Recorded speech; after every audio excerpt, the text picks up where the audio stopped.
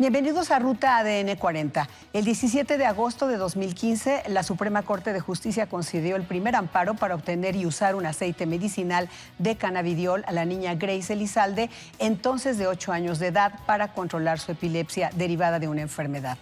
3 meses después, la Corte también amparó a 4 personas de la Sociedad Mexicana de Autoconsumo Responsable y Tolerante para el uso lúdico de la marihuana, entre ellos Armando Santa Cruz, quien nos acompaña hoy.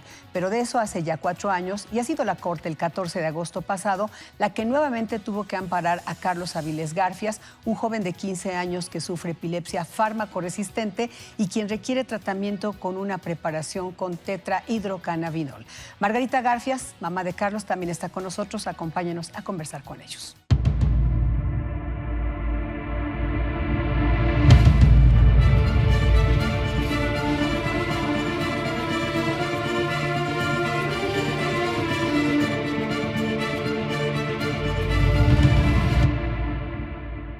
Pues bienvenido, Armando, y te quiero preguntar, si bien hay una diferencia entre la marihuana o sus derivados o las sustancias con fines medicinales o recreativos, lo cierto es que persiste una política prohibicionista.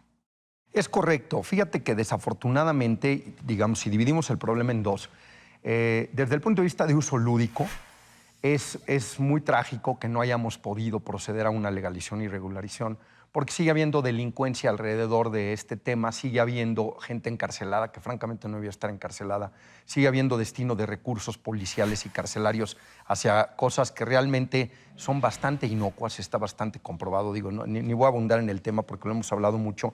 Y en el tema medicinal, a mí me da mucha rabia y creo que como sociedad deberíamos estar muy enojados porque nuestras autoridades, y me refiero a las actuales y a las anteriores, no es particular de este sexenio, han sido totalmente omisas porque hubo, en junio del 2017, el Congreso legisló la legalización del uso médico de la marihuana.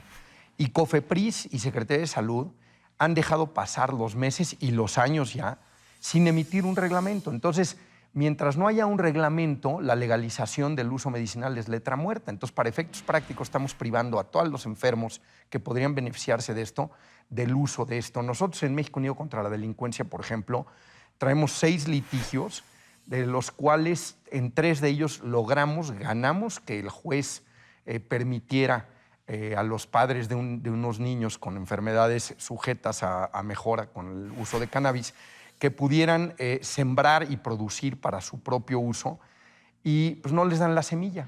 Entonces, para efectos prácticos está la sentencia, pero la autoridad no les da la semilla, entonces no tienen cómo sembrar, ¿no? Por otra parte, al no emitirse un reglamento, pues no hay normas para saber cómo se puede importar, cómo se puede consumir. Entonces, para efectos prácticos, han saboteado esa legislación que se pasó en junio del 2017. Yo creo que esto es francamente grave. Muestra una irresponsabilidad de parte de las autoridades de salud y de la COFEPRIS. De hecho, en México Unido contra la Delincuencia demandamos penalmente a la anterior administración de la COFEPRIS y procedió la demanda penal. Lo que pasa es que vino el cambio de gobierno. Cuando vinieron las medidas de apremio ya estaban a punto del cambio de gobierno y ahorita estamos viendo para revivir este asunto. Pero qué triste que la sociedad civil tenga que proceder por esta vía para que la autoridad haga su trabajo, ¿no? Precisamente sobre Carlos y sobre lo que ha ocurrido en estos años, te invito a ver la siguiente información. De acuerdo. El 19 de junio de 2017 se publicó un decreto que reformó la Ley General de Salud y el Código Penal Federal para legalizar el uso medicinal de la marihuana y se fijó un plazo de 180 días para emitir el reglamento que permitiría obtener los tratamientos. 2 años después, no se ha emitido y fue la Corte que, con el amparo a los padres de Carlos Avilés, ordenó emitir las normas y, en tanto, hacerse cargo del tratamiento para el menor. El tetrahidrocannabinol, popularmente conocido como THC, puede prevenir las crisis epilépticas y es especialmente efectivo en el tratamiento de la epilepsia infantil.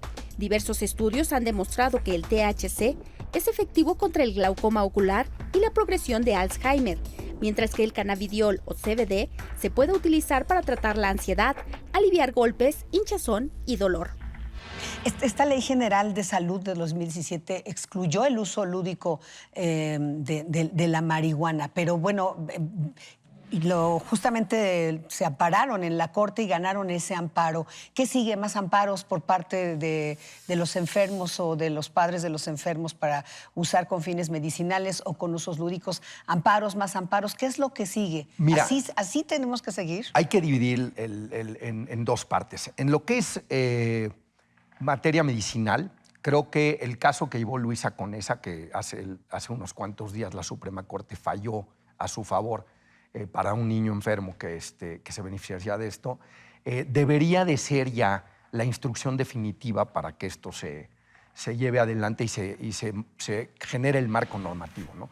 En cuanto al uso lúdico, pues ya hicimos jurisprudencia, ¿no? O sea, ya ahorita cualquier persona, de hecho en México Unido contra la Delincuencia tenemos por decirle así, un kit preparado donde te puedes meter a nuestra página, bajar todo lo que necesitas para ir, solicitar tu permiso. Si te lo niegan, vas con un juez, el juez está obligado a darte tu amparo porque ya existe jurisprudencia y puedes proceder a producir y consumir para uso lúdico. Ahora, esto es imperfecto. ¿Por qué? Porque lo que nos está diciendo la Suprema Corte cuando ya da una jurisprudencia es que en reiteradas ocasiones los máximos juristas de esta nación están diciendo esto está mal, lo tenemos que cambiar.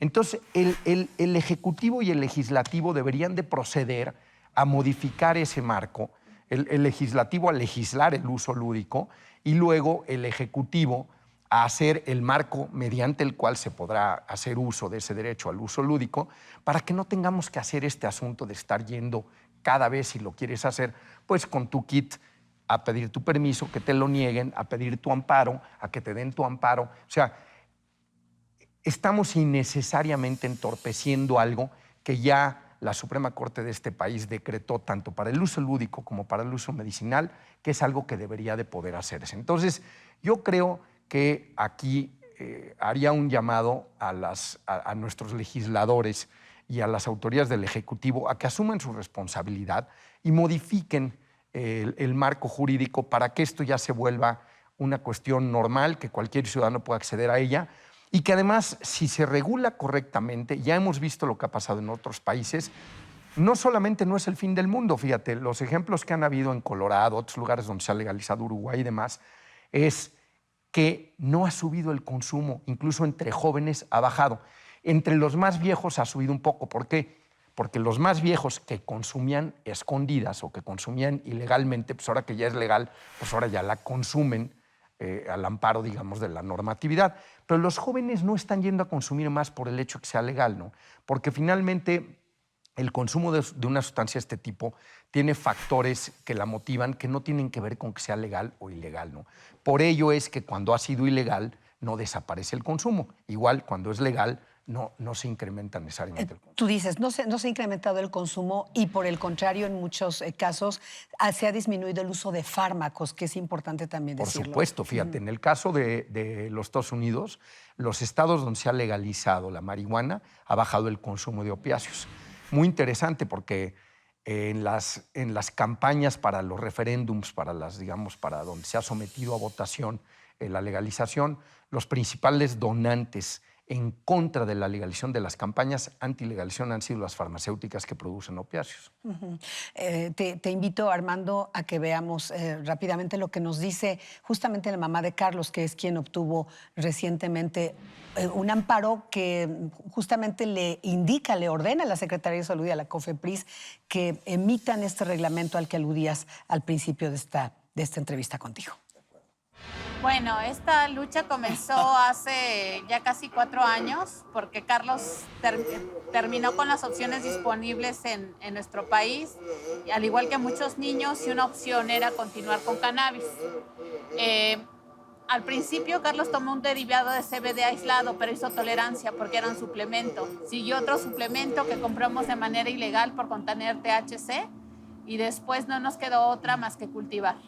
Entonces, el que se haya ganado el amparo implica que las familias ya no estemos en el exilio médico ilegal. Con un reglamento va a haber médicos que se atrevan a investigar, además de fármacos, suplementos, remedios herbolarios que puedan estar al alcance de los pacientes.